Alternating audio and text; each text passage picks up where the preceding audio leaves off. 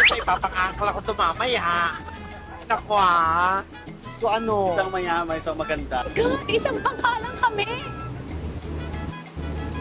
Isang Eto, sakto ay lang. naku, eto na nga. Ouch! Aray ko.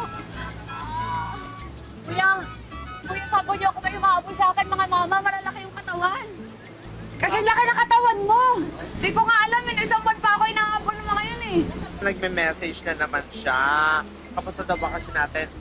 Paano kaya ako makakapunta sa Biglago ng nang di kami nagkikita?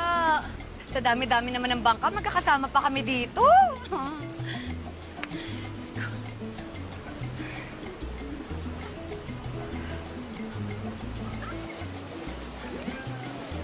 Hinintay kong makaalis yung tatlong mama at nagpasya akong magkayak muna. Pero bigla akong may napansin na hindi kaaya-aya. Teka, parang familiar sila.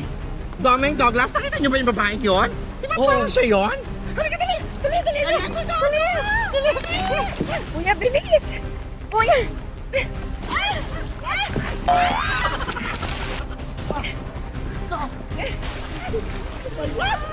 Ala, nandiyan na sila!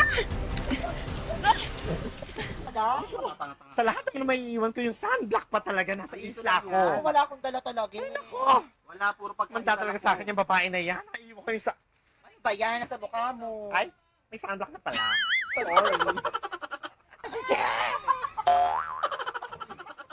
Miss, ano pangalan mo? Iwa. Iwa. Mayroon ka bang tampons? Wala. Tara, hanap tayo. Tara. Ate, may tampons ka? Meron to, isa. O sige, akin na lang. Gusto may mahabol sa akin kanina doon. At kasama natin. Nandiyan lang sila sa baba, kaya nagkatago ko dito. Hindi ko alam, ba't nila ako yung natakot na ako sa kanila eh.